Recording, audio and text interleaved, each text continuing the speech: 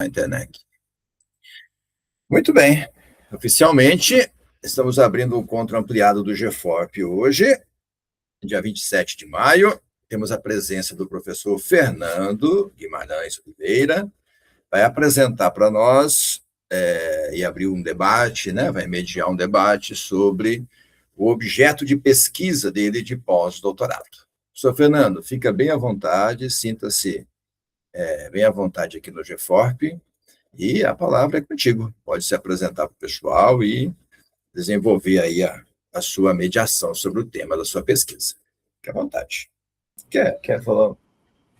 Só dizer que eu estou feliz. Fique à vontade, Fê. Obrigado, gente. Bom, né, eu vou resumir a minha apresentação apenas na titulação, né, muitas coisas do que eu faço eu vou deixando também aí para vocês durante os dados, as informações que eu vou trazer da minha pesquisa, tá? Eu fiz licenciatura em Pedagogia aqui na UFMS, né, fiz mestrado em Educação aí em Paranaíba, na UEMS, e fiz doutorado em Educação na Universidade Estadual de Maringá, né? Como o professor Fontoura já trouxe, eu vou conhecendo vários lugares ali, construindo afeto, né? E aí vou realizando e me realizando também pesquisas, né? A partir daquilo que me atravessa, que é a questão da diversidade de gênero e da diversidade sexual, né? Desde do mestrado, eu tenho pesquisado sobre diversidade sexual, né? No mestrado, eu trabalhei com homofobia, trabalhei com o recurso da memória discursiva, né, para entender como que foi o processo de vivência de homofobia durante a escolarização de algumas pessoas mais velhas, né, aquelas pessoas, os gays, né, os viados que se sentem esquecidos, né, então fui atrás desse pessoal aí para falar como que foi o tempo de escolarização, né, se foi muito difícil permanecer na escola, né, porque hoje a gente reconhece que o crime de LGBTfobia é equiparado, né, ao racismo, mas não é que ele deixa de existir, né, ele acontece, mas de maneira mais sutil, né, mas teve um tempo em que isso era muito, né, presente na trajetória do pessoal aí, né, que é gay, né, trans, né, de forma muito escancarada, né, e não se tinha nenhuma política institucional para poder dar conta disso, né. Então, no mestrado eu trabalhei com homofobia e no doutorado eu fui para transfobia, fui entender aí a transfobia também. A minha ideia inicial no doutorado foi discutir no ensino médio, né, que eu acreditava que o processo de transição ali seria mais visível, né, de encontrar essas pessoas, né.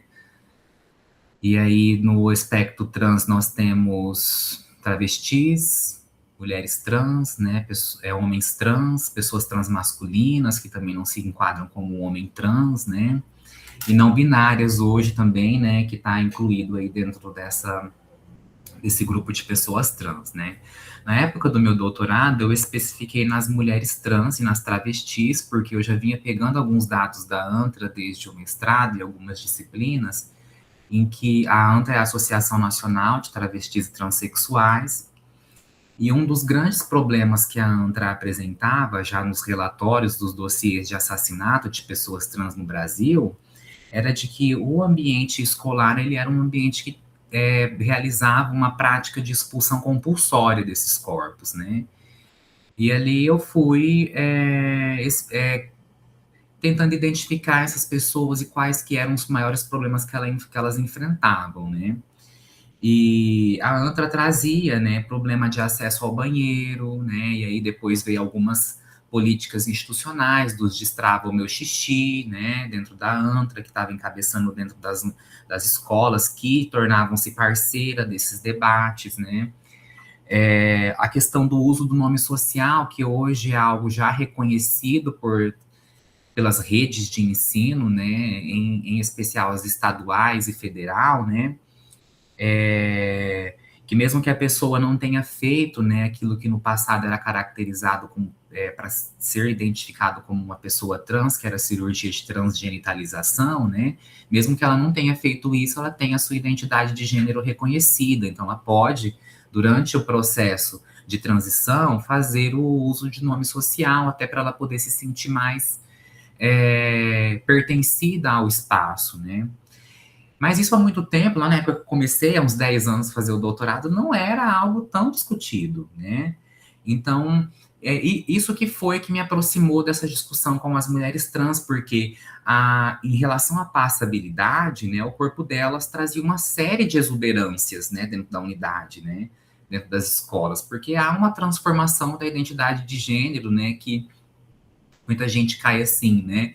Naquela percepção da leitura de imagem, né? Ah, eu olhei e vi alguns traços físicos de que é um homem, então a linguagem ela vai ser endereçada no masculino, né? Então, isso sempre foi um problema para essas pessoas dentro das unidades. E com a fase da adolescência ali, que eu queria pegar, que era o recorte do ensino médio, tinha um outro atravessamento, que é os responsáveis familiares tinham que aceitar o uso de nome social, né, que era um outro problema que contribuía ainda mais para vulnerabilizar esses corpos, né. Então eu fui pesquisando e vi que não tinha só a questão educacional. Primeira coisa, né, aí a gente já entrando no método, né, naquela época, né, comecei a fazer o levantamento das unidades que eu iria trabalhar, e eu estava atuando em Ilha Solteira, no município de Ilha Solteira, né. Aí eu pensei comigo, como eu já estava ali, né, na coordenação dos serviços de proteção social e tinha os adolescentes que estudavam na rede estadual de ensino, estavam dentro das nossas atividades, eu falei, eu vou fazer aqui dentro. Mas aí teve um problema, os pais não aceitaram, né, fazer dentro do serviço de convivência. Então, parti para a unidade de ensino. Ah, nós não temos estudantes trans. Eu falei, gente, os meninos estudam, as meninas estudam aqui, os meninos estudam aqui.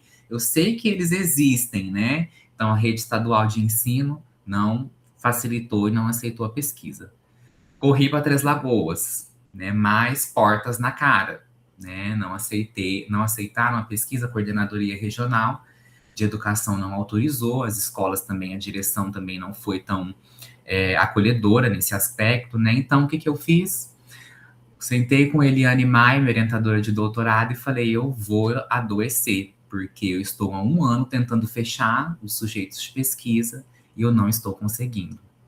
Não estou conseguindo acessar a unidade de ensino para conversar com esses adolescentes, né? Aí eu falei, vamos tentar a EJA. Também não temos pessoas trans aqui, né? Aí, falei, não vai ter como, né? Aí, qual foi a saída que Eliane Maio e eu encontramos, né? De propor a pesquisa para os movimentos sociais, né? Aí, o que eu fiz? Como eu já tinha uma certa vinculação com os movimentos da região, né? Aí, eu fui atrás do Seiva, em Ilha Solteira, porque eu já estava passando para o 3º ano e eu não tinha definido ainda os sujeitos de pesquisa, e eu também tinha prestado um concurso e tinha sido aprovado, então eu estava louca para sair daquela vida. Eu trabalhava 44 horas no município, na assistência social, e trabalhava mais 24 na rede privada de ensino, né? De ensino superior, né? Que era as faculdades AMs e as faculdades integradas de Estela Maris de Andradina. Então, eu dormia 4 horas por dia, né? Eu precisava de conseguir, né, entrar naquele concurso. Então, o que nós fizemos? Readequamos aí, né, a proposta de pesquisa e entrei em contato com o SEIVA, que é o Serviço de Esperança, Incentivo e Apoio à Vida Agora, de Ilha Solteira, né? O presidente na época era o Lorival, e aceitou tranquilamente que eu acessasse essas pessoas, né? Por meio da instituição, né? Considerando que elas já estavam ali participando das atividades. E aí eu consegui encontrar 4 pessoas trans e travestis que aceitaram participar da minha pesquisa, né? E novamente eu tive que entrar com o recurso da coleta da análise das memórias discursivas, né? por conta dessa limitação que eu tive no acesso às pessoas. E como algumas pessoas estavam também em trânsito, né, de mudança para outro estado, algumas vieram para Três Lagoas durante esse período, então que eu tinha 8 caiu para 4, né, que foi as pessoas que eu consegui trabalhar aí, né. Então, a minha pesquisa do pós-doutorado, ela tentou repetir a do doutorado, porque eu ainda não consigo aceitar que a escola não tenha pessoas trans, tá? Tentei fazer a mesma coisa que eu tinha proposto no doutorado. Eu iniciei esse pós-doutorado em 2024 e por um ano também a mesma coisa, né? Tentei coordenadoria regional lá de Paranaíba, né, na CRE 10, tentei aqui de novo na CRE 12, né? E com as mesmas dificuldades para poder acessar essas pessoas. Mas, assim, algumas informações foram possíveis, né, de serem acessadas. O pessoal foi, foi receptivo, né? Deram chás de cadeira, mas conversaram, às vezes passava no corredor, a gente trocava uma ideia, assim, né, e ali eu já ia coletando as informações, né, porque quem trabalha com pesquisa tem que ficar o tempo todo, né, ali com a conversa do ego, né, do WhatsApp, fazendo a narrativa, quando a gente sai lá da conversa, entra no carro, já faz a narrativa, né, eu sou desse jeito para não esquecer. Então eu fui por 8 encontros, né, na CRE 10, e fui por mais 12 ou 15 na CRE 12, né? Para poder tentar essa aproximação, né? Alguns eu consegui conversar com o supervisor, das escolas, né? Conseguia conversar ali com alguém que estava readaptado, que já trabalhou numa escola, né? Com a própria coordenadora dessas coordenadorias regionais, e ali eu já ia buscando algumas informações o que poderia representar, né? Essa ojeriza ao campo da pesquisa, né, dos pesquisadores, né. E aí o que eu pude identificar, né, vocês só vêm aqui e não propõem nada pra gente, né, ou, olha, é uma situação muito crítica, porque nós estamos enfrentando muitos processos, né, que a família está movimentando contra a gente, porque o professor não aceita o aluno trans, né? Esses meninos que se vestem aí de mulheres, né? Essas meninas que acham que são homens, né? Que tem pipi, que tem pênis, né? Várias coisas que eu fui escutando, né? Então, tudo isso fez eu entender o quê, né? Bom, né? Não é que não tem, tem, né? O problema é que eles estão com medo da gente evidenciar, né? Algumas questões na concepção dessas pessoas, né? Porque desde 2013 nós temos no estado, né, algumas legislações que permitem o uso de nome social em qualquer instituição pública.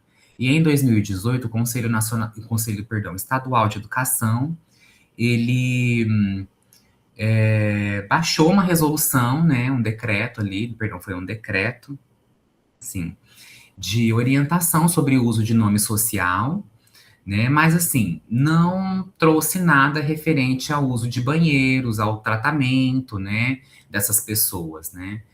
E aí eu já falei assim, então eu vou ter que olhar para as políticas, vai ter jeito, né? Porque elas estão definidas dentro dos documentos legais, né?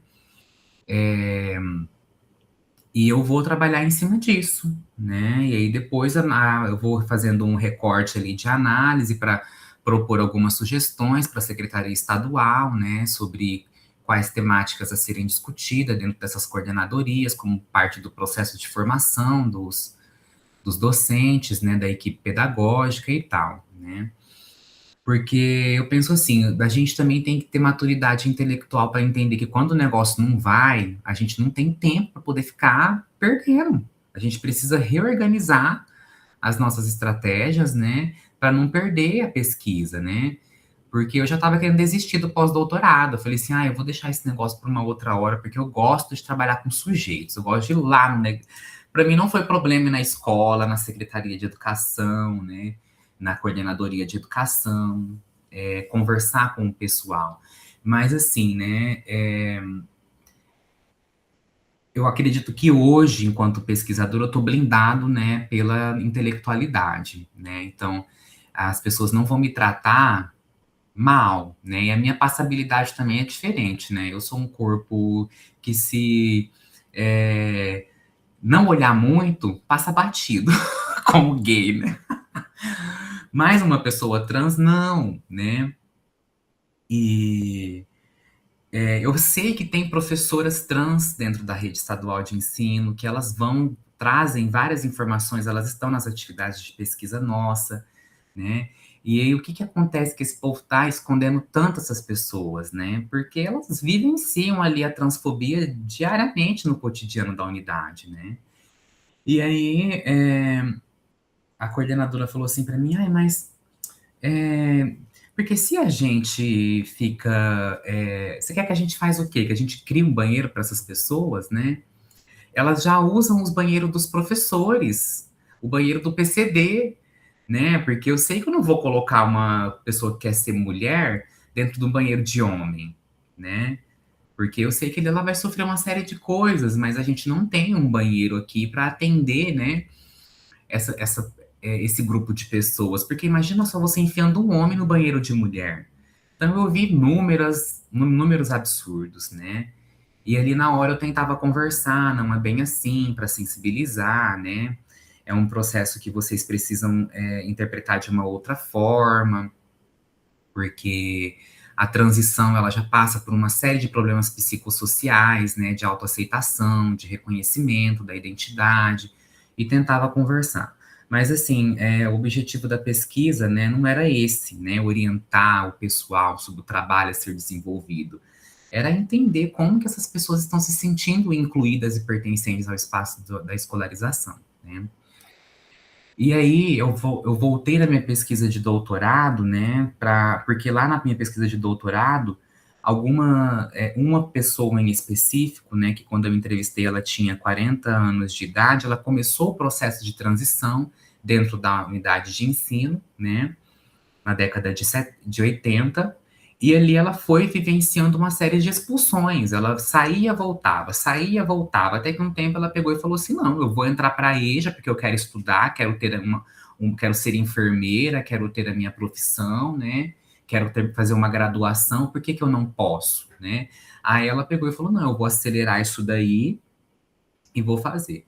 Né? E aí veio o critério etário, trazendo que em diferentes épocas esses corpos não eram reconhecidos. E mais recentemente, né, porque eu também trabalhei com encontrei uma pessoa trans de 18 anos na época, né, a mesma narrativa existia desde a década de 70, 80 e 90, mas já havia uma diferença, né? Porque ela falava que ela tinha um grupo dentro da escola com quem ela poderia contar, então ali ela enfrentava os preconceitos, né, do pessoal. Aí eu falei assim, bom, se em 2018 eu encontrei essas pessoas, então como que tá agora, né? Por isso que eu gostaria de ter feito com as pessoas, com as alunas dentro da escola, né, mas não consegui. Aí eu entrei, né, no campo das políticas, fui trabalhar com as políticas, né, usei alguns termos descritores para olhar para investigar o site da Alemes, né, que onde tem todas as legislações da rede estadual, né, ali publicada. Olhei também o site da Secretaria Estadual de Educação, tentei fazer alguns contatos com o Conselho Estadual de Educação, e aí é onde eu elegi algumas legislações, né, a de uso de nome social. E aí eu identifiquei na de uso de nome social que o termo para se referir, né, às pessoas trans é sempre no masculino, né, enquanto que há uma discussão sobre a flexibilização da linguagem, né, porque a legislação ali de uso de nome social, ela fecha nas mulheres trans e nas travestis, entretanto o termo do gênero indicado é o masculino, né. Aí já encontrei ali o funcionamento da cisnormatividade, né, para caracterizar esses corpos. E também eu observei o que poderia ser permitido, né, para trabalhar com essas discussões ali no campo das diferentes áreas dos saberes, né. Aí eu falei assim, nada melhor do que os relatórios de monitoramento do Plano Estadual de Educação, né? Porque ali tem a proposta indicando, né, as metas, a tradução das metas do PNE, né, do Plano Nacional de Educação, e como que ela seria desdobrada segundo as particularidades da rede estadual, né? Aí foi onde eu busquei, né, a permissão para tratar dessa discussão, né? E aí eu observei que gênero, sexualidade, né, diversidade, são utilizados de forma genérica, né, muito ampla, mas ainda assim tinha lá, né, o termo orientação sexual. Então isso aí já começou a me trazer uma certa felicidade, né? Eu falei assim, então quer dizer que o professor está permitido, né, para quem se sentir afetado com essa discussão, para poder trabalhar com essa questão, né? Mas mesmo assim a gente ainda tem, né, a autonomia pedagógica, né? O professor ele pode decidir por trabalhar com isso ou não, né? E aí foram os principais pontos que eu consegui assim levantar, né, na, na realização, na revisão, né, das estratégias de coleta de informações na pesquisa, né?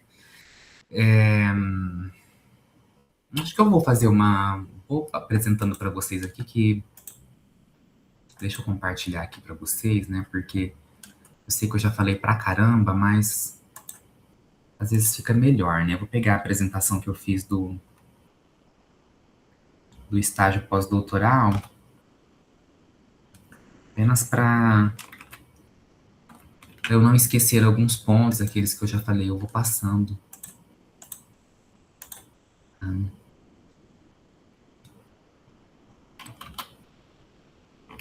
Acho que tá reproduzindo agora, né? Essa parte. Isso, assim. Já apresentei para vocês a conexão, né, com a minha pesquisa de doutorado. Aqui em relação aos passos, né, eu trabalho, né, dentro das perspectivas pós-críticas de pesquisas em educação, tá? Eu tenho uma particularidade nesse campo de epistemologia, né, porque durante meu período de formação inicial, né, que eu também fiz graduação em serviço social, há uma predominância dos estudos críticos, né, e aí, porque tem muita gente que por perspectivas e inspirações particulares, né, utilizam termos diferentes, mas eu estou utilizando o termo estudo crítico, né, de pesquisas críticas, né, para caracterizar aquelas no campo do marxismo, né, vários autores aí que a gente pode estar discutindo, né, que também tem dão algumas balizas em outros campos epistemológicos, né, mas foi muito forte o marxismo durante as minhas graduações, né, tanto em pedagogia quanto em serviço social. E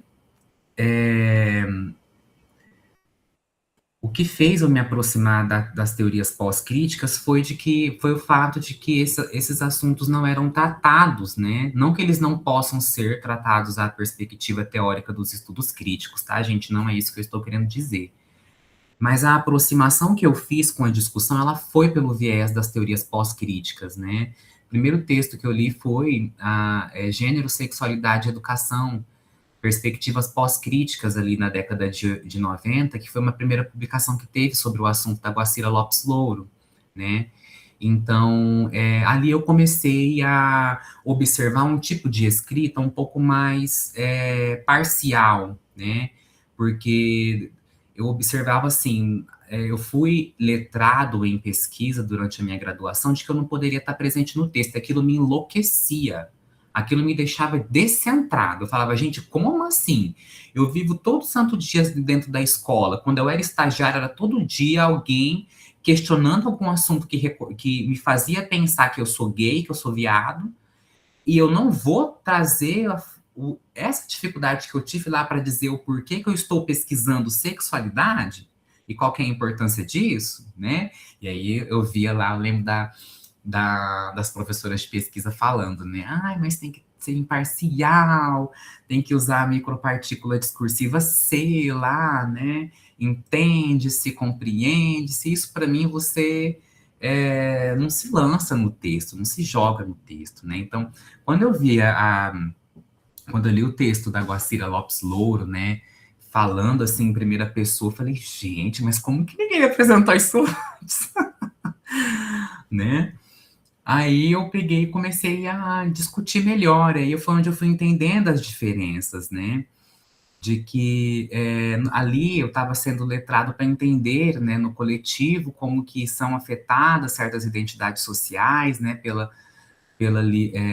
segundo uma estrutura social, como análise pela via do capitalismo ou do racismo, né? Aí eu falei, ai, gente, eu quero discutir segundo uma leitura de questionar as verdades e como que isso produz em sujeitos, né?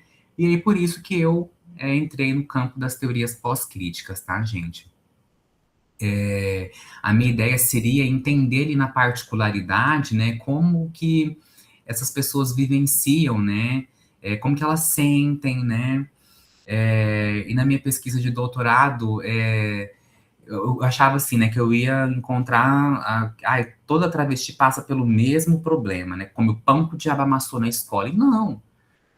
Tiveram algumas que disseram assim, olha, tive professores extremamente acolhedores, que facilitaram todo o trânsito pelo trajeto educacional, desde ali quando eu comecei a transição no 6º ano do ensino fundamental, que disse para eu não desistir, fui para a graduação a mesma coisa. Então, assim, tudo vai da maneira como que o professor trabalha, né? Ele deixa isso, ele possibilita ter uma interpretação mais libertária, liberal sobre sexualidade, né?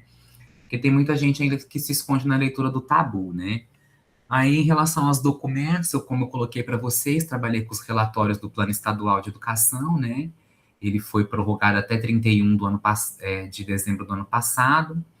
Trabalhei com algumas resoluções de uso de nome social, né? A partir da busca por alguns termos, né?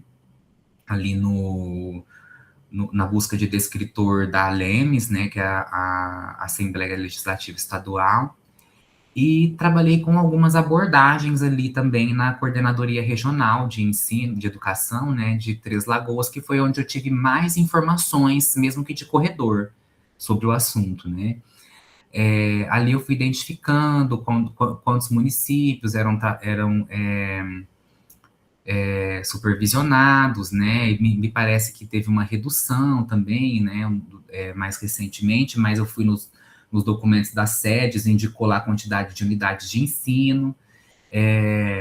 A profissional de supervisão me trouxe informações assim de que pelo menos nessas escolas tem de 3 a 4, né, pessoas trans, e há uma presença maior agora das pessoas não binárias, né?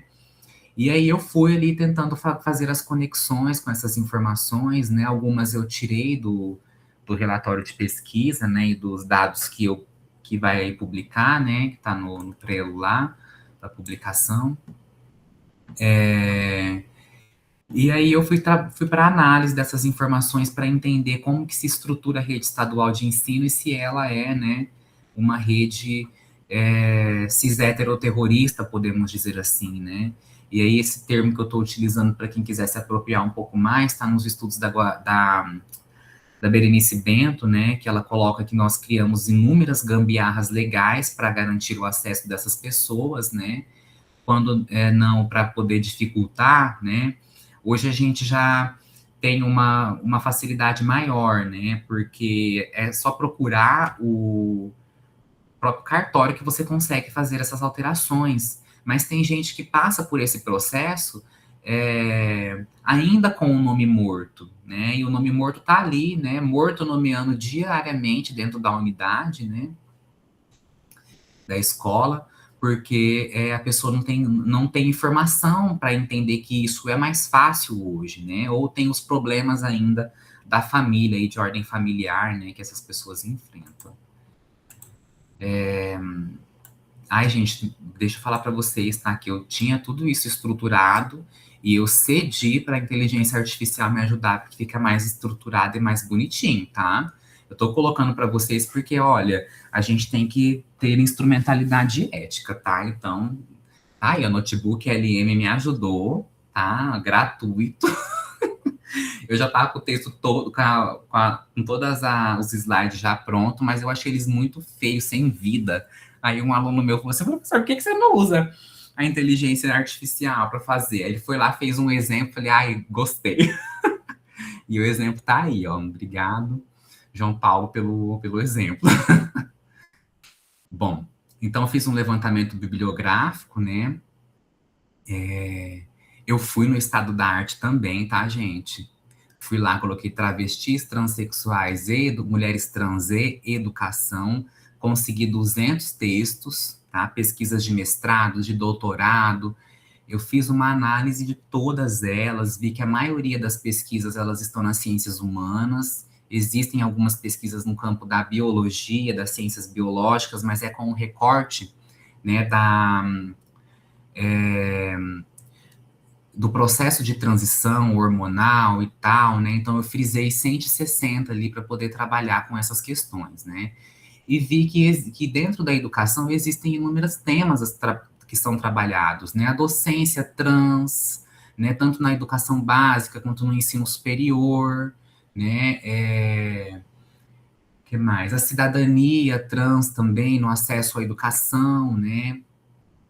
E que as pesquisas, ultimamente, elas têm se debruçado mais para entender as políticas, mas eu percebi que ainda tem pouco estudo. Eu consegui 6 estudos que trabalham com a política de permanência. E, gente, num universo de pesquisa, isso é muito pouco, né? Em 200 textos, você vai conseguir 6 que trabalham com política, né?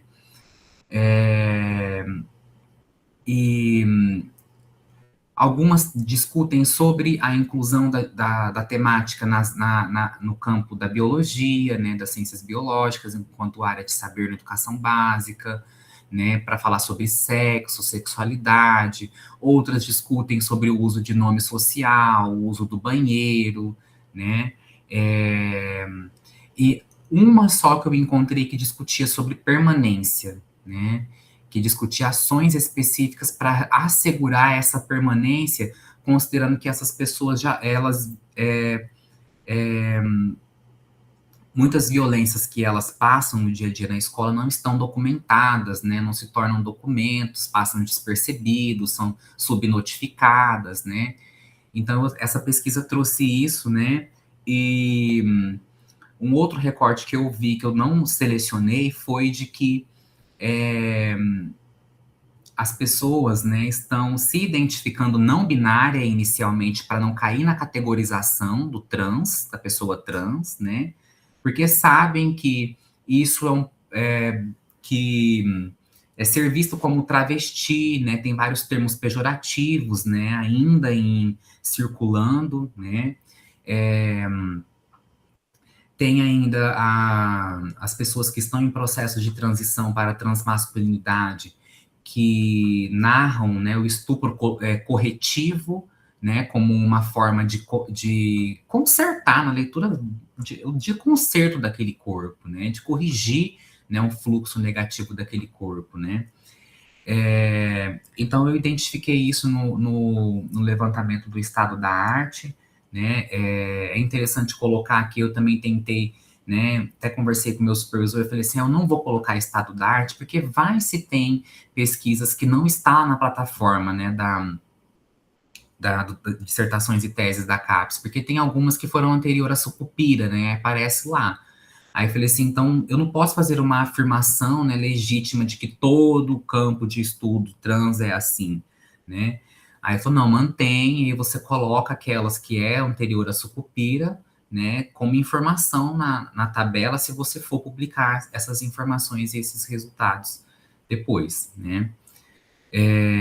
Então eu tive essa ideia de mapear também a produção acadêmica, né, para entender algumas lacunas que podem reverberar no estado de Mato Grosso do Sul, né.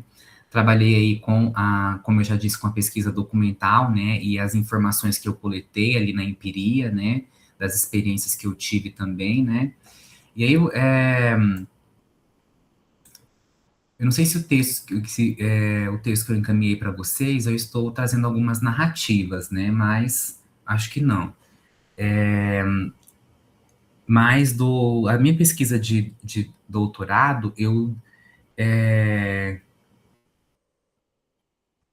gosto bastante de escrever, tá, gente? Então, eu peguei a história de cada uma das minhas interlocutoras e aí eu construí um texto para cada uma, né? Até a Eliane falou assim para mim, calma, não precisa de tanto assim. Eu falei, não, quero publicar, né? Porque o que elas estavam trazendo ali, né, era de que o espaço escolar, ele era tão... trouxeram tantas experiências ruins, né, que isso infringiu, né, teve até uma que falou para mim assim, né, mais recente, né, de 18 anos, falou assim para mim, não, porque eu tinha vários projetos para poder me tornar uma psicóloga e a escola conseguiu destruir isso, né? Aí eu fiquei pensando assim, eu falei comigo, né? Eu falei, mas por que, né? Que ela acha que a escola destruiu isso, né? Aí ela vai narrando que desde muito cedo a professora falava que, olha lá, o menino tem trejeitos, age como um homem, moleque, né? E aqui ela falando assim, mas eu não me entendo dessa forma, né? Eu não quero vestir um short, uma cueca, eu quero vestir uma calcinha, né? Eu quero vestir uma saia, né? E por muitas vezes ela queria ali num teatro da escola fazer o papel da princesa e não podia, né? Então depois que eu perguntei para ela por que ela acredita que a escola destruiu, né?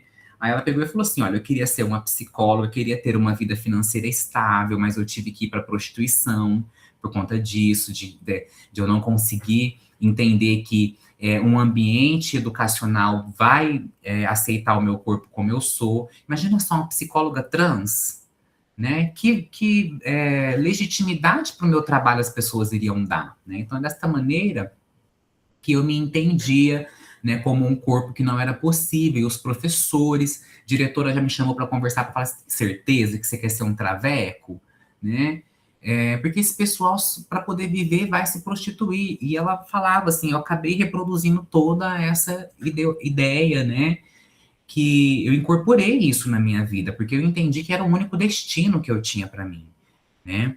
E ela fala, hoje eu já tenho uma outra interpretação, voltei a estudar, terminei o ensino médio, né? Quero seguir carreira em outro lugar, né? Não quero mais viver essa vida, né?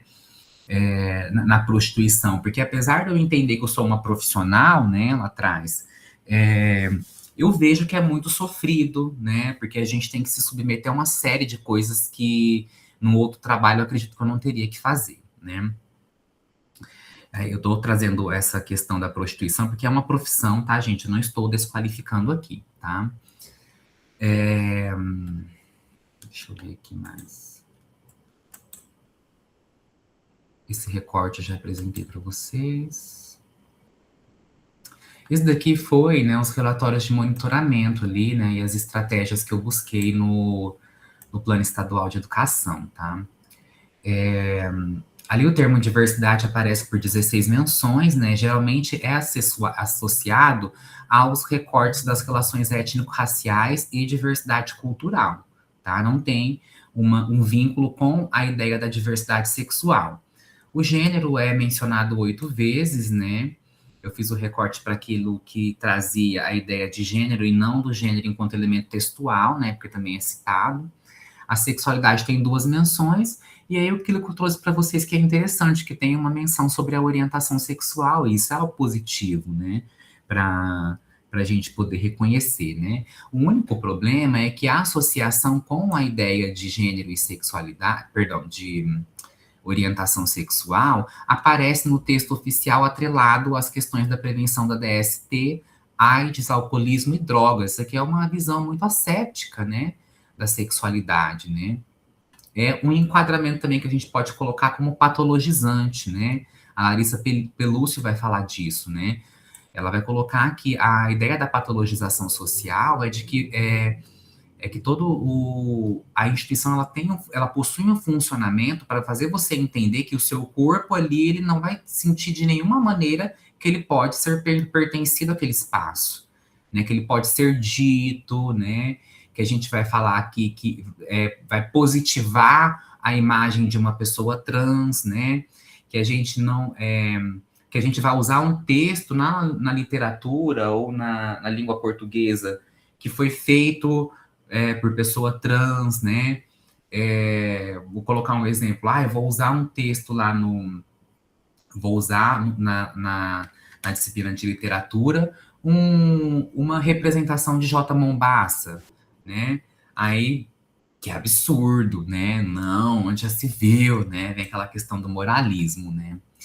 E aí, com essa busca aqui no PEE, né, no Plano Estadual de Educação, eu vi que as discussões sobre a diversidade da identidade de gênero, diversidade sexual ainda está, né, apagado, né, fica muito se o professor sentir que é importante trabalhar isso, né, e dentro da dinâmica ali das discussões sobre educação em sexualidade, para sexualidade, aparece num modelo ainda, né,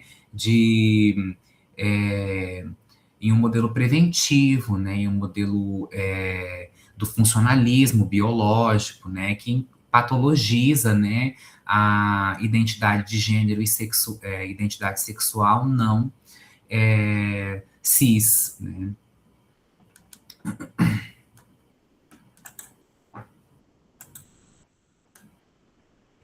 Isso aqui eu já pontuei.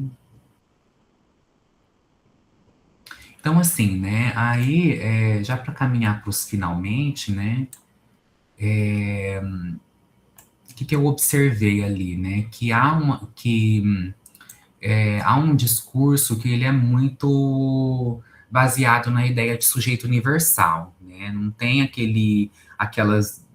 não é permitido dizer sobre esses corpos dentro das unidades, né, então, tanto que ele é apagado, né? Os termos são apagados dos documentos e quando utilizado ele ainda tem um viés cisnormativo, né? Um viés asséptico de corpo, né? E cria-se o slogan de que de que o Estado, né, é aberto às discussões sobre diversidade ali em algumas metas do Plano Estadual de Educação, né? Sobre a importância de se trabalhar isso no processo de formação de professores, né? No conteúdo, né, na proposta curricular, né, mas pouco existem ações, né, voltadas para a redução da LGBTfobia, né, tem vários documentos, cartilhas ali no site que vão orientando sobre como agir, né, em situações de bullying, de violência escolar, né, mas ainda há abordagens que não são voltadas para a especificidade desses sujeitos, né? Ali orienta, né, em caso de situações relacionadas à sexualidade, né? Tem alguns documentos que vão colocando lá.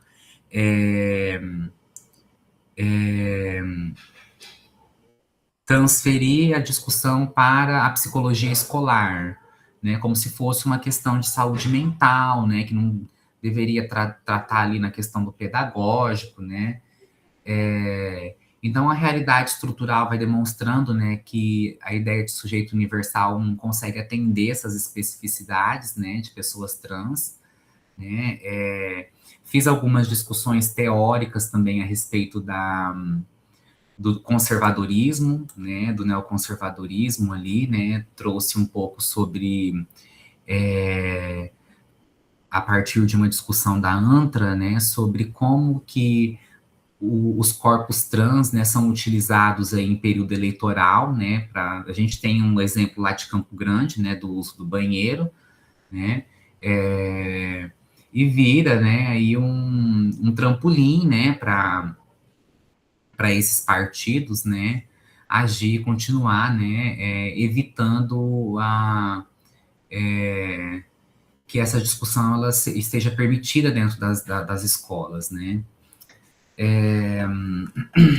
Deixa eu ver se tem mais alguma questão aqui. Sobre a cis-heteronormatividade, né, eu trabalhei com alguns recursos aí teóricos que eu encontrei no levantamento do estado da arte, tá, gente?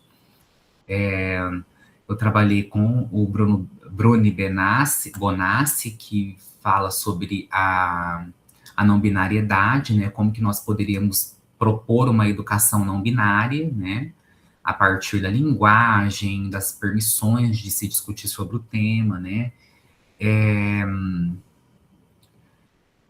para entender, né, as legislações, eu fui ali na necropolítica, né, que o fato de não falar tão tranquilamente sobre isso ou positivar a presença desses corpos nas unidades, né, gerencia esse corpo para um outro espaço, né, que não aquele que é possível, né, que essas pessoas se sintam, né, acolhidas ou pertencentes e que possam estar construindo um projeto de vida, né, por meio da escolarização, né. E aí eu fui também eu trabalho com uma obra da Judith Butler, que é A Vida Precária, né, em que ela vai dizer ali, né, que esses corpos, eles são conhecidos, mas não reconhecidos, né, o conhecer é a gente saber da existência deles, eles estão transitando ali como uma outra pessoa, dentro daquela lógica liberal de que todos têm, né, igualdade de acesso, né, mas discutir sobre equidade ninguém quer, né. Então, a ausência de reconhecimento é o que faz com que essas pessoas, né, vivenciem um processo de precarização. Então, a transição de gênero, né, dessas pessoas já é demarcada pelo nascimento de uma pessoa, de um sujeito, né, que vai ser fora dos enquadramentos, né. Então, tudo vai ser, né, construído na sociedade para aquela pessoa do gênero feminino, hétero, né, que alinha, né, a identidade de gênero, a identidade sexual ao órgão genital, né? Aquelas pessoas que borram, né, que transitam nessas fronteiras aí, né, ela vai ter a experiência, né, de existência muito precarizada, né, não vai ser reconhecida. Isso daqui eu acredito que eu já trouxe para vocês.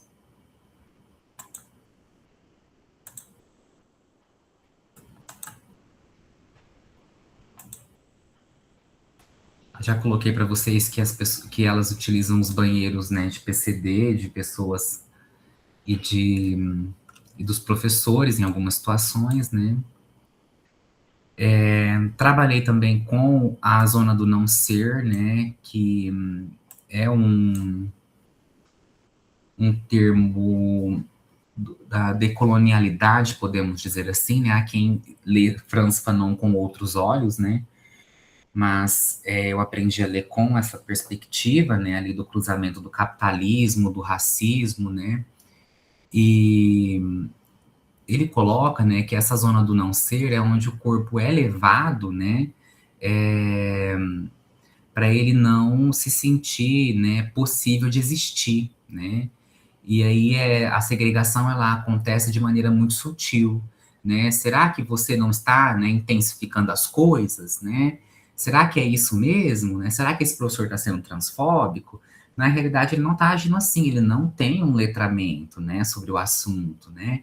E cadê as formações? Não tem. Então, sempre tem, né, aquelas armadilhas que vão sendo criadas para justificar, né, ali a ausência de um tratamento adequado para a presença desses corpos dentro das escolas, fazendo eles introjetar, né, nas suas subjetividades de que aquele espaço não é para quem quer ser assim, né. Então, por isso que eu trabalhei com a zona do não ser aí do Frantz Fanon, né, que é uma história bem interessante que ele traz ali no Pele Negra e Máscaras Brancas, né, que ele vai trazendo uma narrativa da história dele, né, quando no campo da psicologia ele tentou travar alguns conceitos, ele não conseguiu, porque ele estava num país colonizado, né, então aquele corpo colonizado não tinha condições de ser reconhecido como intelectual, né, então ali ele já vai trazendo ali, né, todos os processos de desumanização que ele foi vivendo. Né?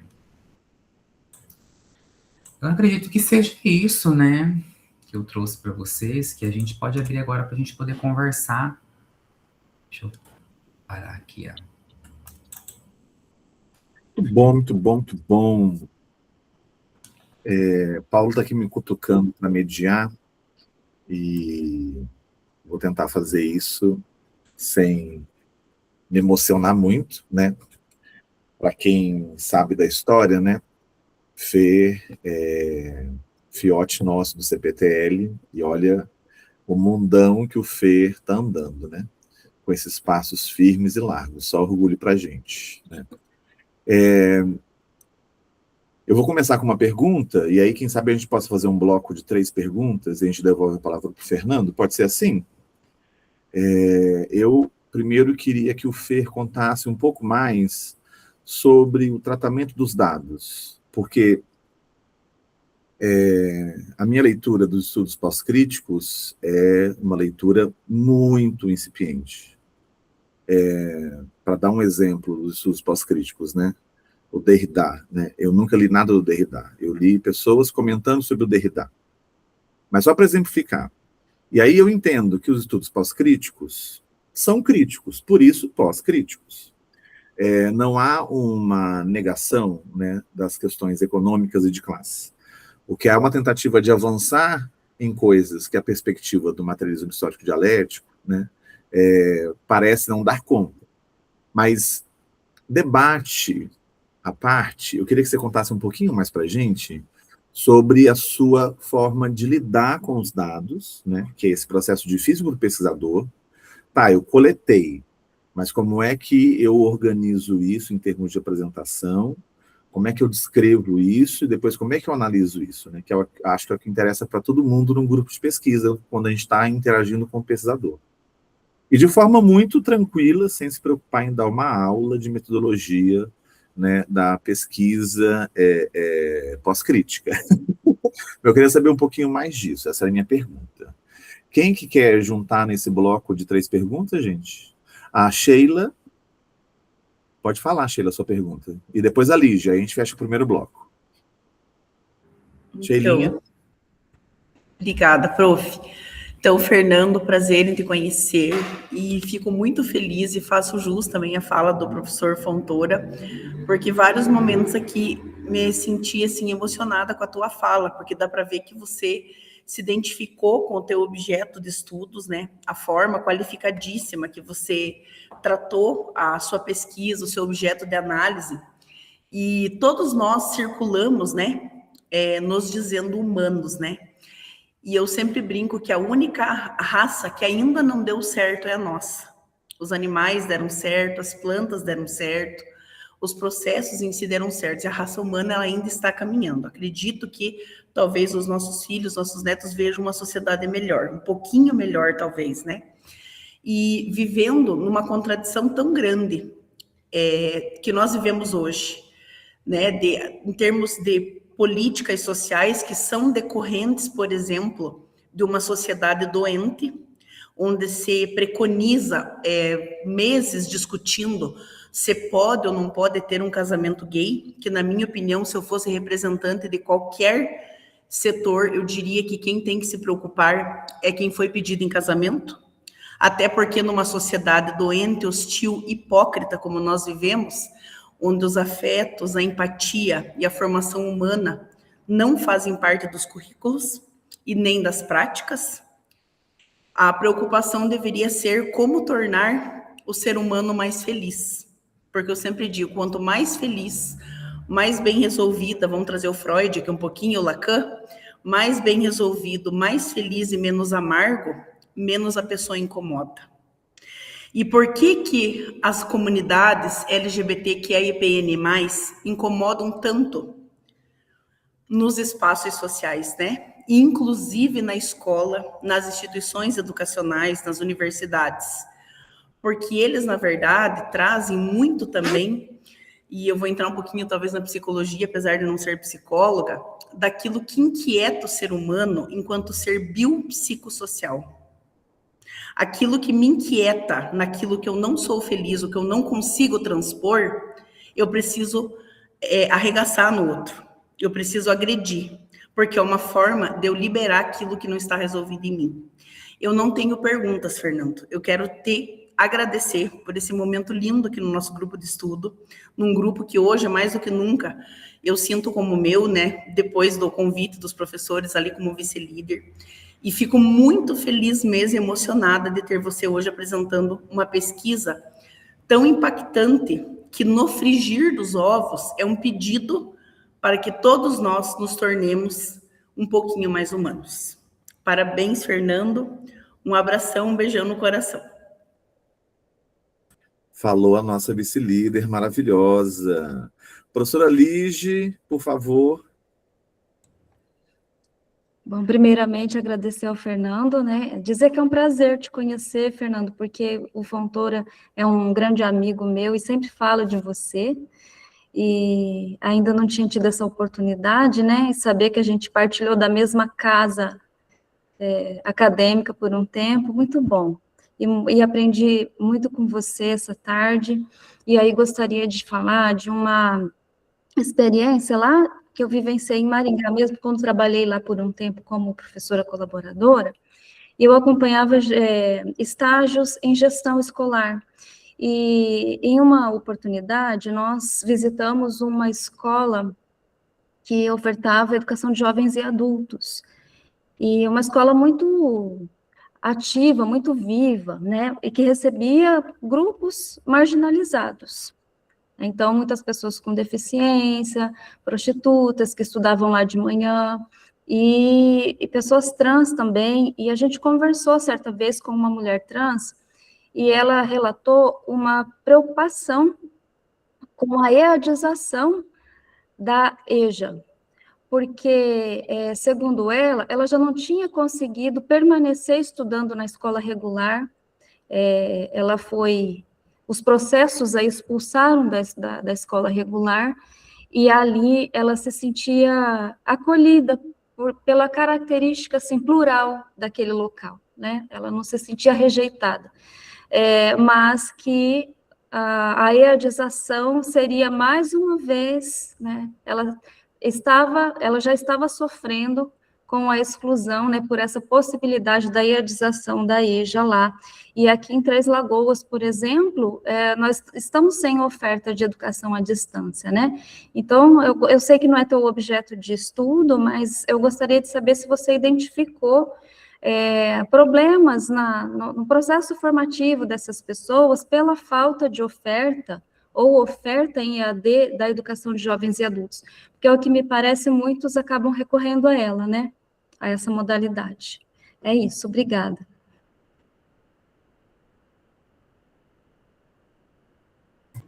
Estamos todos ouvidos, depois a gente abre um segundo bloco. Tá bom. Fique à vontade. Obrigado. Vamos lá, então. Na realidade, gente, eu que tô...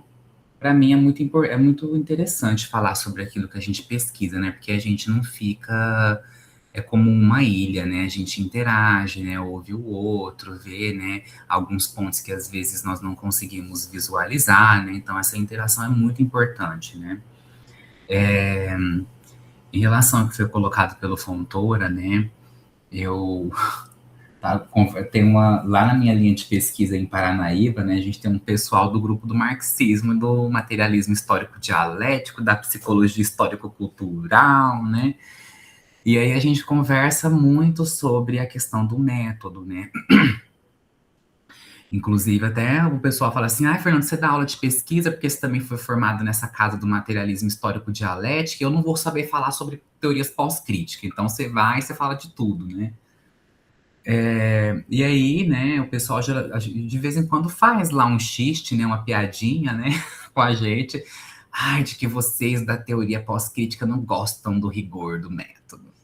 Por isso que vocês ficam fugindo, né? Coloco lá o termo pós para dizer que vocês podem ser artistas, vocês podem fazer o que vocês quiserem com o uso do método. Não é bem assim, tá, gente? Nós também temos rigorosidade nas nossas interpretações, nas nossas leituras, tá? Não é uma coisa meio assim, quando eu falo, eu gosto de estar no texto, de que eu vou, né, desvincular essa seriedade que é o campo intelectual, né, das minhas questões que vão ali me assolando. Na realidade, estou tentando torná-las visíveis, né, dentro do coletivo, de coisas que me afetam o grupo ao qual eu faço parte, que são as pessoas LGBT, né? QIAPN+, para ninguém falar que eu desconsiderei alguém da sigla, né? E eu penso assim, né? para ensinar, né, os alunos, eu dou aula de pesquisa também no segundo ano, né, eu recorro ao materialismo, sim, por conta da rigorosidade do método, né, porque às vezes eles não estão preparados para entrar nessa discussão do pós-crítico, né, e ali a gente vai estar trabalhando, né, na interpretação do objeto de estudo, né, a partir da descrição, né, de algumas categorias que vão sendo colocadas, porque eu não ignoro a importância que é dada, né, pelos estudos críticos, né. O rótulo de pós, né, é uma ideia de que você, né, consegue fazer as duas coisas ao mesmo tempo, né, ser quem você é e fazer pesquisa ao mesmo tempo, né. E assim, muita gente às vezes critica, né? Geralmente quer dar uns fechos na gente assim, né? Dizendo que mas você está trazendo a sua opinião não é ciência, né? A gente trabalha com uma compreensão dessas opiniões no campo da ciência, né? A gente trabalha com essas compreensões, né? A gente trabalha com a associação, né, de experiências ali que são demarcadas como não importantes, né, de serem trazidas para cá, como relevantes de serem problematizadas sim nas ciências humanas, né? E eu estou colocando isso porque às vezes é muito solitário você ficar fazendo a defesa de uma epistemologia que muita gente considera como modismo, né? Eu tenho um ódio daquele povo que que é referência de discussão em algumas áreas, vou colocar aí, né? Você vai ler um texto de Dermeval Saviani, ele tá lá falando que é um modismo.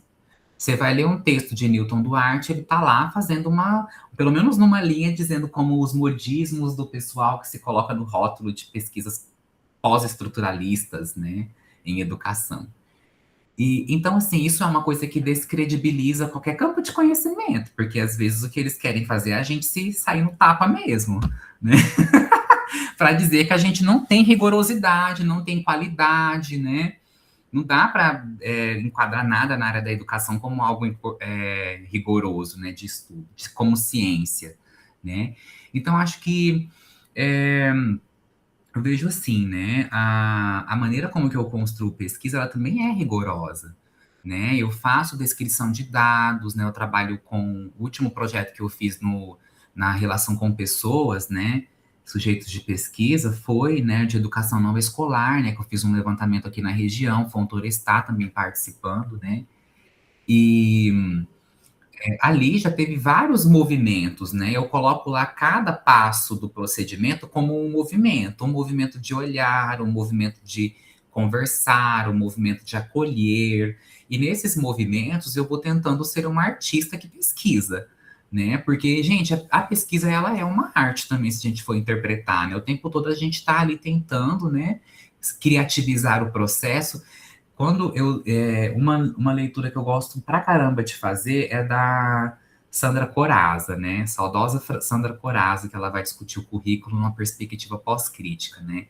E ela vai colocando alguns termos em que a gente pode estar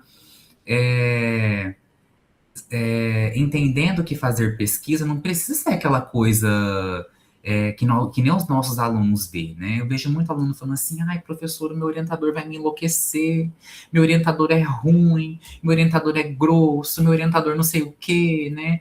Ai, professor, não consigo interpretar aquilo, ele não quer que eu escreva dessa forma, né? Então, tudo isso já foi durante o processo, né?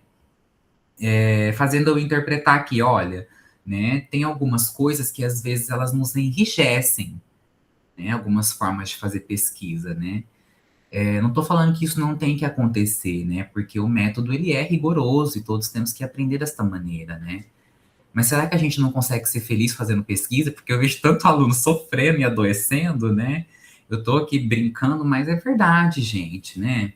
Então, eu encontrei nas pesquisas pós-críticas uma forma de tentar ser criativo com o processo, né? Trazendo ali, né, algumas questões que eu vejo como relevantes para serem debatidas, né?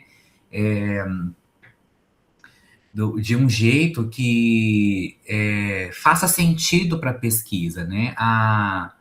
Tem uma obra também que eu acho muito interessante para ler, né, que é a Ensinar a Transgredir, né, a Educação como Prática de Liberdade de Bell Hooks, né, e ali ela vai trazendo como que ela foi sofrendo as questões das desigualdades de gênero na vida dela e como que ela se tornou pesquisadora, né, a partir da experiência com o enfoque da vivência, né, e ali ela foi articulando o método com a vida dela, né? Paulo Freire também faz isso, mas utiliza outros termos, né? Aníbal Quijano também faz isso, né? Dentro da perspectiva da decolonialidade.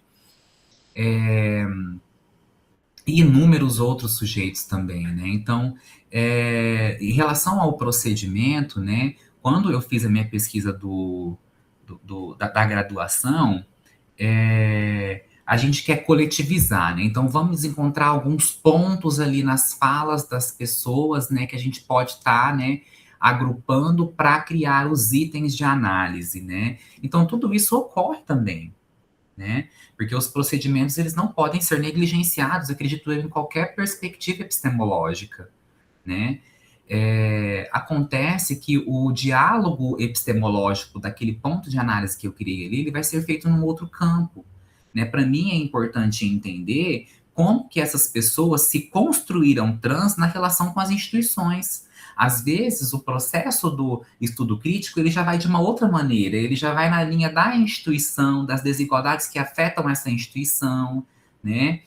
E a questão do sujeito, às vezes, não pode ser tão interessante, mas estou colocando às vezes no sentido de que eu não sei como está sendo problematizado, tá, gente? E também porque estou falando desta maneira por conta de que eu aprendi desta forma, tá, gente? Mas estamos aqui num grupo de pesquisa que a ideia é dialogar mesmo, tá, gente? Por exemplo, teve um ponto da minha pesquisa, né, que um membro da banca, né, que é um professor muito... Tem um termo que as pessoas usam, é ortodoxo? Acho que é, né, para dizer que é aquele bem tradicional mesmo dentro do materialismo, né?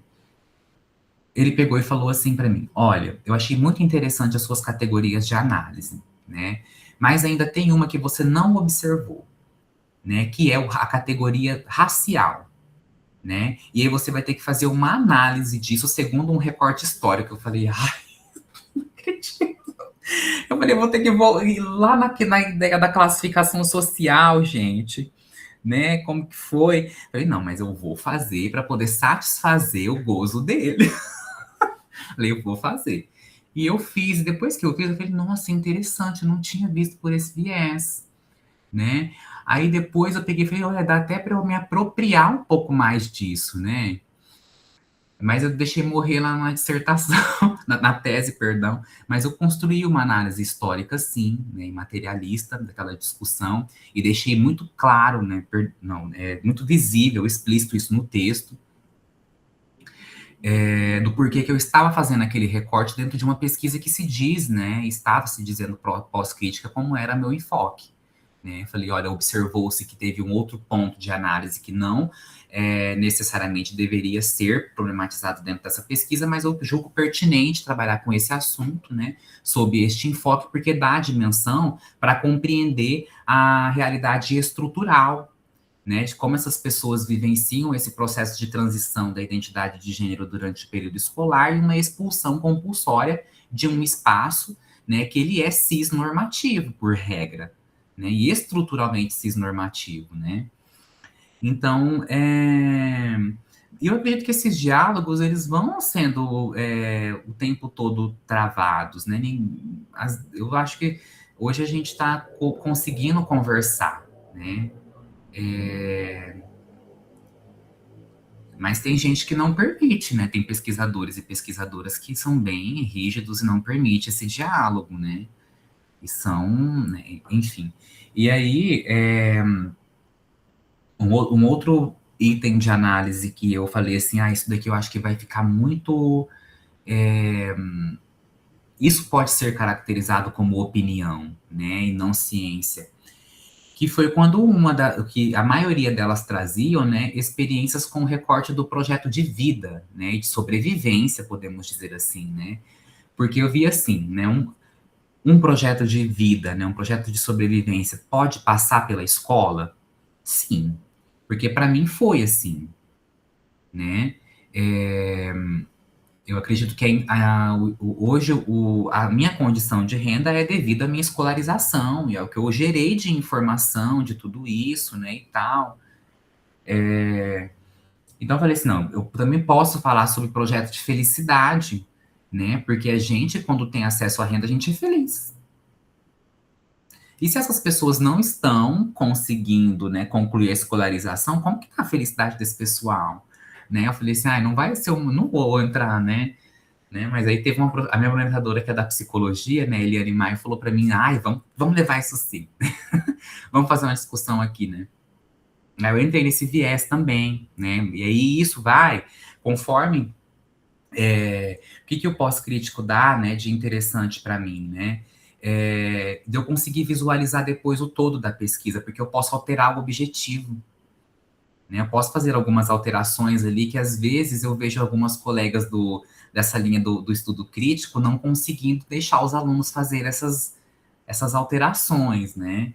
Então, não sei se eu consegui explicar, mas acredito que se eu não conseguir explicar, eu movimentei um negócio aí na cabeça de vocês. A ideia é essa, né? E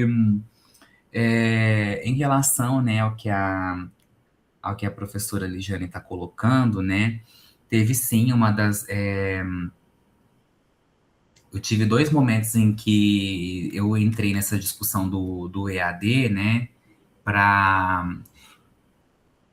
No primeiro foi lá na minha tese, né? Em 2018, uma aluna colocou, né, que preferiu fazer o EAD para não ter que lidar com as pessoas, né? E isso eu não realcei na pesquisa, deixei, porque não era o foco, né? Aí eu deixei em pano de fundo, né, para uma análise posterior, mas infelizmente não trabalhei com isso, né? E é importante, né, que você está colocando, de que ela falou assim que eu terminei o ensino médio na EAD, né? Aí ela falou lá um termo de qual que era o estado onde ela estava estudando. Eu não me lembro, né? Qual que foi o termo. Esse povo que compra os diplomas aí, né? Porque ela falou que ela estava ela estava num processo de transição, assim, de hormonização e tal, né? Então é muito complexo, né, esse processo da hormonização, tanto para o homem trans como para a mulher trans, né? E ela falou assim que ela não conseguia ter que chegar em todos os lugares com um documento, a pessoa chamar ela pelo nome morto, né? Porque naquele momento o nome social vinha ali embaixo, né, do documento, não era retificado, né? E aí ela falava assim, aí alguém chamava ela assim, agora tá na hora de você fazer a prova, né? Marcos Aurélio não sei do que, né?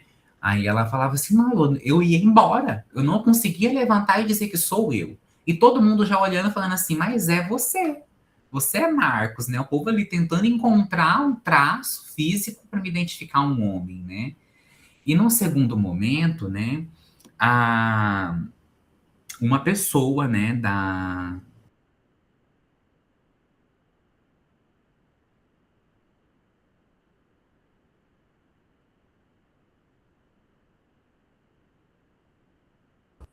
Pessoal, cortou o áudio aqui para mim. Seu áudio fechou, Fê, por algum isso. motivo. Desculpa. Voltou. Tá. Aí teve uma outra situação, né, um outro momento, que uma pessoa que supervisiona algumas escolas, né, aqui dessa região aqui de Paranaíba, né, fez o seguinte comentário: olha, tá complicado ter essas pessoas na escola, porque todo dia tem um problema. Todo dia a gente tem que deslocar psicólogo da coordenadoria ou pedir para fazer um atendimento psicológico EAD, porque eles não entendem o lugar deles dentro da escola. Aí vem todos os estereótipos e as estigmatizações, né? É um grupo de pessoas que não aceita as regras, que questiona tudo, que falta, que mata a aula. Eu falei, gente, mas tem muita gente que mata a aula, muito adolescente matando a aula. Por que quando é no caso dessas pessoas é mais intenso o problema, né? pensava comigo, né? Aí ela falou assim, mas eu acho que às vezes é melhor para esse pessoal ficar lá na casa deles estudando. Vai fazer uma AD da vida, né? Vai, pega um atestado, já que está hormonizando, como acontece com as pessoas aí, vai, né? Porque não está dando certo, não. A gente tem que parar tudo que a gente está fazendo para poder lá resolver problema de adolescente, que não está em crise de existência, né? E aí outros termos, né? Perturbado. Então é assim que a gente é caracterizado nas unidades de ensino, né, quando as pessoas estão em processo de transição, né? E aí, no caso ao invés do EAD ser uma modalidade de atendimento, né, acaba sendo uma alternativa para asepsia social, né, para patologização dessas identidades e dizer assim, olha, você quer ser desse jeito, mas vai ser em outro lugar. Aqui dentro da unidade, não, né? Então, foi a forma como que eu me envolvi com essa discussão, professora. Não sei se consegui satisfazer sua dúvida, questão. Sim, eu acho que é uma questão, né, Fernando? Porque no caso do relato dessa pessoa que eu conheci, como a escola que ofertava EJA era acolhedora e muito plural, ela se sentia bem ali e não queria EAD. Mas aí você relata que tem as pessoas que vão preferir justamente porque se sentem mal na escola regular, né? Sim. Então parece que há essas duas possibilidades. E Ou seja, leitura né, em relação a EAD. ao que me parece, existem objetos de pesquisa surgindo a partir dessa prosa. Possíveis objetos, para quem está aí pescando objetos na área, né? Olha quanta coisa interessante. Nós temos tempo para mais um bloco, que agora deu 18 horas, então eu acho que dá tempo de fazer mais um bloco com perguntas. Eu sei que o Paulo vai começar esse bloco, e aí quem mais quiser perguntar, ergue a mãozinha enquanto o Paulo estiver falando, tá bom? Muito bem. Fernando, parabéns pela sua caminhada pessoal, profissional, acadêmica, científica. Muito bom ver você caminhando e discutindo aqui com a gente a sua dinâmica de trabalho e de pesquisa. Deixa eu te perguntar uma coisinha. Não é o objeto específico da sua pesquisa, mas quando você...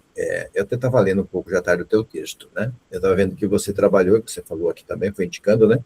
Com o relatório avaliativo do Plano Estadual de Educação, né?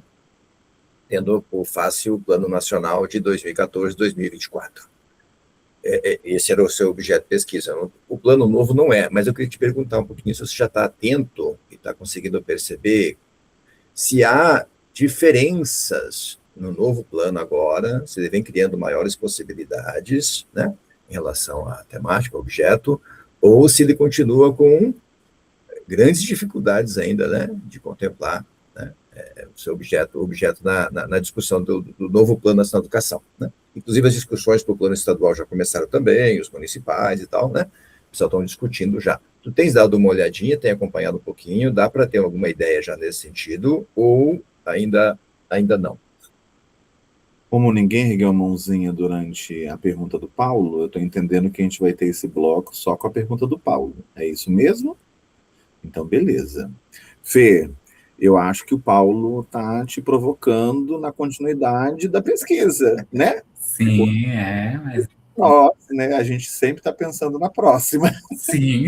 Mas eu vou te passar a palavra para você responder, aí depois você me devolve e eu e o Paulo começamos a fazer o fechamento da nossa tarde. Somos todos ouvidos, Fernando. Não, mas não numa pesquisa, mas nos artigos, né, também, né? Que a gente gosta de escrever pra caramba, né?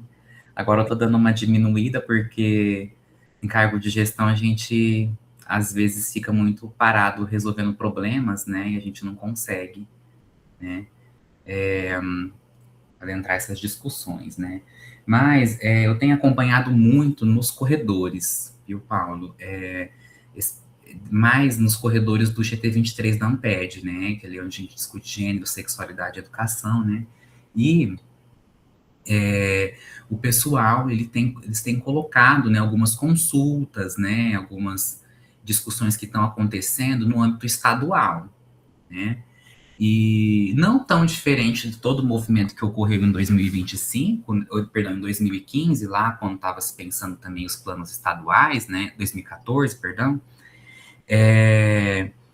parece que sempre pega os anos eleitoreiros, né, e aí vira aquela entrada de gente conservadora, de igreja, de não sei o quê. Há uma professora que é da religião tal, né, que não aceita que se discute com criança sexualidade, né.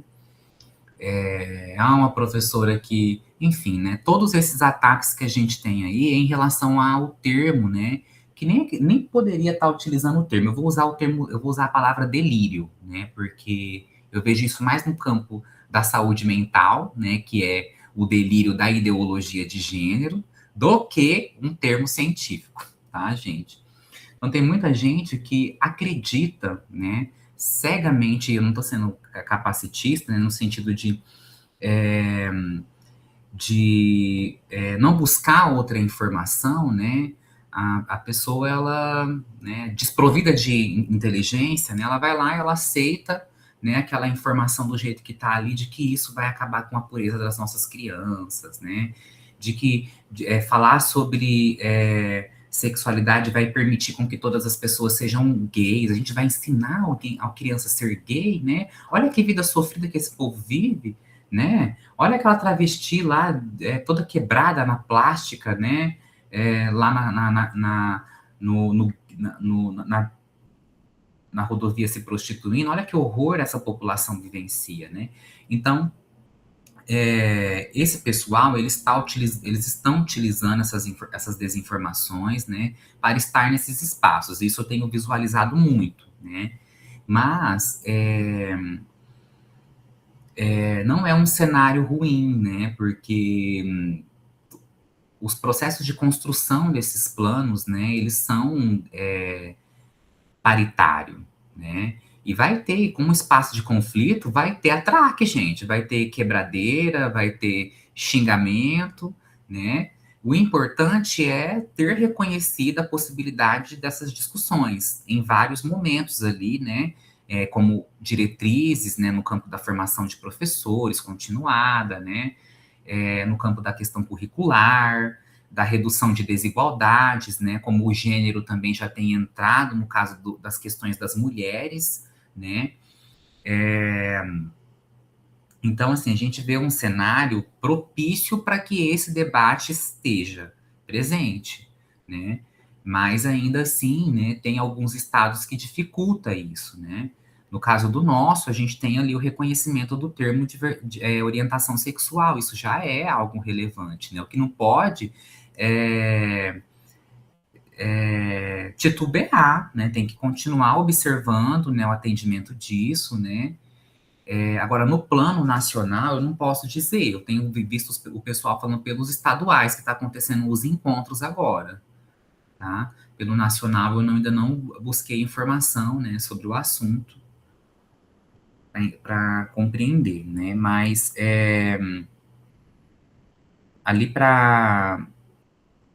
no município, né, tem algumas pesquisas que os alunos vão fazendo, né, que vão olhando para o plano municipal, e aí aqui na região tem alguns municípios onde a universidade está, né, e que tem professores que realizam pesquisa sobre o assunto, né, que está ali no Conselho Municipal de Educação, consegue mobilizar esse debate, né. Eu sei que Paranaíba, Aparecida do Taboado, né, nos últimos planos, tiveram essas discussões lá, né, pautadas. Né, eu não sei como está Três Lagoas, né, mas o pessoal de Campo Grande também tem trazido, né, da UEMS a informação de que já estão cuidando, né, acho que está acontecendo alguns encontros agora para debater, né, o plano estadual. Então, a gente tem visto isso, né, no que se refere às políticas, né? Olha a quantidade de novos objetos, né, possíveis. Eu vou falar um pouquinho do Fê, e aí depois passo para o Paulo para a gente ir para o encerramento, né. Hoje é uma data muito especial, de muito orgulho, né, em que um professor velhinho né, ver o futuro, né, em carne e osso, né. Quando o Fê me procurou para pensar o TCC dele, né, veio o Fernando, veio a Daisy, e eles tinham objetos de pesquisa que pareciam não orientáveis. Daisy queria questões da educação ambiental no curso de pedagogia que não trabalhava com essa discussão, e o Fernando queria saber o que o pedagogo ia fazer lá no serviço social. E olha só, né, a alegria de hoje ver a trajetória do Fê, que é uma trajetória de luta, de embate e de compromisso, né, com a educação pública, com a universidade pública, principalmente. Então, Fê, eu quero só agradecer e estender para todo mundo, inclusive para você, o convite para hoje à noite, está no Dercir Pedro, 19 horas. Quem é de Três Lagoas ou está em Três Lagoas, nós vamos estar comemorando o Dia da Pedagoga e o Dia do Pedagogo, que foi 20 de maio, por conta do auditório a gente está fazendo no dia 27, e estamos lançando a primeira edição dos colóquios pedagógicos, discutindo hoje, né, a questão da racionalidade prática. Venha, Wildes, e da discussão, então, e da discussão especificamente sobre a formação crítica do professor, né? Mas obrigado, Fer, por ter se disponibilizado. Eu sei que você se desdobra nesse trabalho, se desdobra colaborando também aqui no mestrado em educação do CPTL. Para a gente é um privilégio ter você aqui. Vou passar para o Paulo encerrar, né? Porque isso é função de líder, né? Aqui eu gosto de ficar bem escoradinho neles e não fazer muita coisa, gente. Não, nós queremos só agradecer mesmo, né? A disponibilidade do Fernando estar com a gente. O GFOP, assim como os demais grupos de pesquisa, é fundamental que eles estejam abertos, né? Fazer a mediação, né, o debate, né, discutir, socializar e aprofundar as discussões é sempre uma riqueza muito grande, né? Não tem problema, eu costumo dizer, né, que não tem problema o método que a gente usa, o importante talvez seja nós não tentarmos produzir algo sem método, né? Então, assim, todo mundo tem um método, tem uma abordagem, tem uma perspectiva de trabalho, e vai aprimorando, vai aprofundando, vai melhorando, né, com o passar do tempo, e o GFOP sempre está aberto e à disposição, e esses são debates extremamente importantes, né, da gente conseguir fazer, né, e é uma riqueza, né, nós podemos olhar um objeto desse a partir das dinâmicas estruturantes, mas podemos olhar também a partir das dinâmicas supraestruturantes, né, das relações micro mesmo, né, que vão constituindo essas questões que são extremamente importantes e necessárias. Eu diria que as duas visões se complementam, né? Uma tem uma contribuição, a outra também tem, e as duas têm que se complementar. Então você andou lendo Derrida. Brincadeirinha. Deleuze, Foucault, algumas coisas, já li algumas coisas. Mas é extremamente importante. Eu acho que, inclusive, nosso campo, às vezes, muito ortodoxia atrapalha bastante, né? O Saviani, por exemplo, tem uma grande contribuição, mas quando ele começa a classificar todo mundo, dizer quem é quem, né, causa mais atrapalho do que ajuda, entendeu? Então, assim, são problemas graves nesse sentido, né, que a gente tem. Mas, Fernando, sempre extremamente aberto aqui e conte com o nosso apoio também nas suas pesquisas, divulgação do seu trabalho. Já vou fechar a gravação aqui, vou passar para o Gustavo, disponibilizar no canal do YouTube nosso, né? E sempre que possível, estamos aí para contribuir também, ajudar, né? E chamar você, quando a gente não der conta de algumas discussões aqui, tu vem para cá ajudar a gente, né? Vem aí, sempre aberto de fora. Agradecemos de coração e passo a palavrinha aí, se quiser ainda fazer alguma palavra, alguma questão aí, final, fica à vontade. Suas despedidas. Gente, eu quero agradecer vocês, né, por ter me convidado, né, para eu poder vir apresentar para vocês um pouco dos resultados da pesquisa de pós-doutorado, né. Como eu disse para vocês, tem vários textos aí da minha pesquisa de doutorado também, né, que eu já vinha pontuando esse ambiente transfóbico, que é o das unidades escolares, né. Então, vale a leitura, né, para entender qual que é o enfoque que eu tenho dado aí dentro das teorias pós-críticas para entender, né, a instituição escolar enquanto um espaço que produz, né, uma vida precária aí dessas pessoas, tá? Então, eu quero agradecer, quero dizer que eu estou à disposição, né, e para quem quiser fazer um collab num texto também, né, a gente sempre está né, inventando inúmeras coisas para poder fazer. Olha o Cris erguendo a mão. Eu quero. Então, só vamos, então. E também dizer para o Fontoura, né, que eu nunca nego, né, nada dele, né, porque eu vejo, assim, que ele fez parte dos primeiros sonhos que eu vinha construindo lá, né, naquela época que eu era só uma bicha feia, sofrida, magra, com fome, naquela UFMS, pelos corredores da Federal, Jesus. Né? Então, ele que trouxe os primeiros movimentos, assim, para eu poder me entender pesquisador, né? As primeiras reflexões que eu fiz sobre eu me deslocar nessa imagem e falar, será que eu dou conta? Será que eu vou mesmo? Né? E aí me apresentou Paranaíba, né? O EMS Paranaíba, né? O programa de pós-graduação de lá, né? E dali para frente, depois disso, eu não consegui parar mais, né? Então, ele, né, foi o que causou isso em mim, né? E que bom que ele entrou na UFMS em 2009, né, para poder, né, apresentar outras possibilidades, inclusive essa de abraçar, né, os temas de pesquisa que desde o primeiro ano muitos professores falavam assim, para que você vai estudar isso? Tem que estudar escola. Por que você não estuda educação básica, educação infantil? Ou, né, que veio uma outra figura, né, de um homem pedagogo, né, porque a gente só ouvia desmotivação, né, eu só ouvia desmotivação. Você vai conseguir trabalhar com criança? Né, criança pequena, né, mas não tem muito homem professor, aquilo só desmotivava a gente, né, pelo menos eu em especial, que era o único da minha turma, né, então, é muito interessante, né, a gente voltar hoje, né, para poder trazer essas experiências e tudo que eu construí aí depois de 15 anos de formação já, né, ali no campus da universidade, tá, gente? Então, muito obrigado, foi muito bom estar com vocês aqui à tarde, né, espero que nós tenhamos outras possibilidades também, tá, gente? Obrigado, foi maravilhoso. Maravilha, muitíssimo obrigado. Alguns dos nossos estão lá envolvidos com o Coloque, então acabaram não vindo, mas vai ficar gravadinho aqui para eles poderem também assistir, tá bom? Muito obrigado. E vou parar a gravação.